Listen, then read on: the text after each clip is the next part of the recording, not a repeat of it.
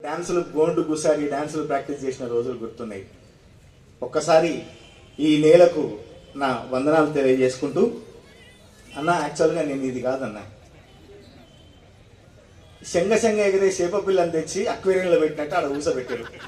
ఆడ అప్పటి నుంచి తనలాడతాను, నేను అటు పోతాను ఇటు పోతాను, నా వల్ల అయితలేదు. ఎందుకంటే నా జీవితంలో ఇంతసేపు వేదిక మీద కూర్చుంది ఇదే. నేను అందులో పెద్ద పెద్ద వాళ్ళ మధ్యలో కూర్చోబెట్టి నన్ను కూర్చోబెట్టారు, నాతో అయితలేదు. పక్కన గురువు గారు ఉన్నంతనే కాశీమన్న చాలా ఉగ్గబట్టుకుని ఉన్నాడు. మరి ఇంతమంది గురువుల మధ్య, ఇంతమంది కళాకారుల మధ్య నేను ఎట్లా కూర్చోవాలి?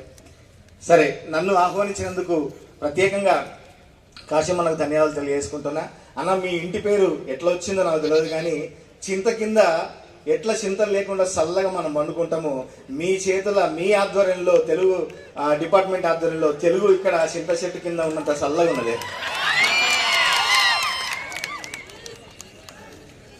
సర్వాయి పాపన్ని సాకలి ఐలమ్మను గన్న, పేరులోనే పోరు ఉన్న జిల్లా ఓరుగల్లు.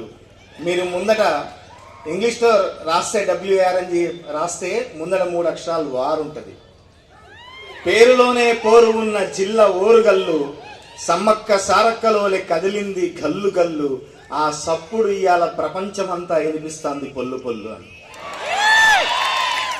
నేను వరంగల్ జిల్లా నుంచి వచ్చినని, నన్ను గన్న తల్లిదండ్రులు, నాకు పాటను పరిచయం చేసిన గురువులు వరంగల్ శంకర్ అన్న, సారంగపానన్న, వాళ్ళందరినీ ఈ వేదిక మీద గుర్తు చేసుకుంటూ, నేను రాసిన ఒక కవితల కాజిపేట జంక్షన్లో నా కాలు మోపిన చాలు, రైలు కూతలో కూడా రవళించు రాగాలు అని.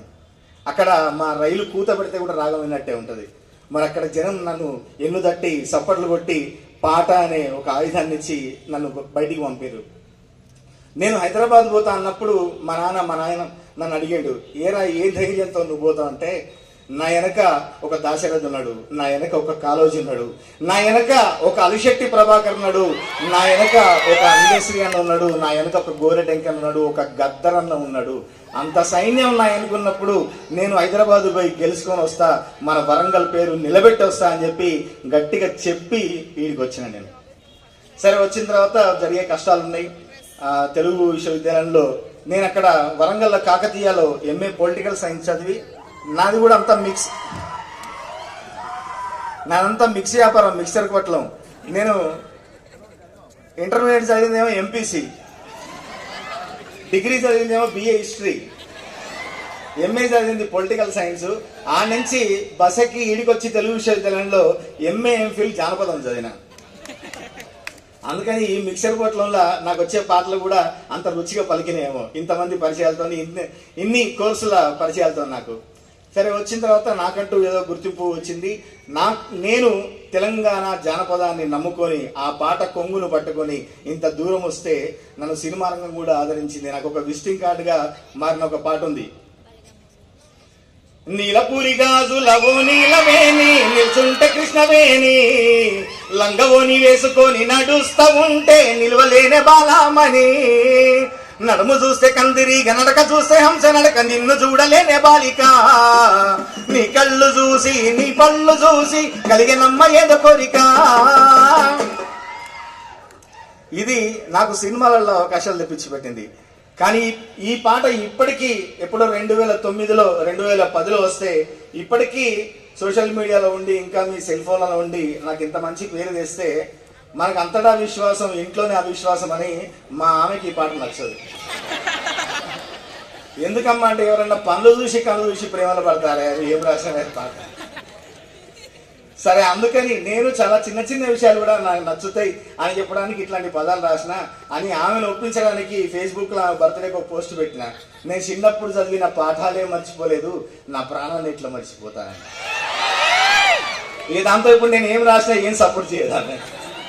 నేను బర్త్డేలకే పోస్టులు పెడతా, నువ్వు ఫేస్బుక్లో ఒక్క పోస్ట్ పెట్టి తప్పించుకుంటాను బిడ్డ, నాకు బంగారం చీరలు ఏం కొనిస్తలేవు అని చెప్పి.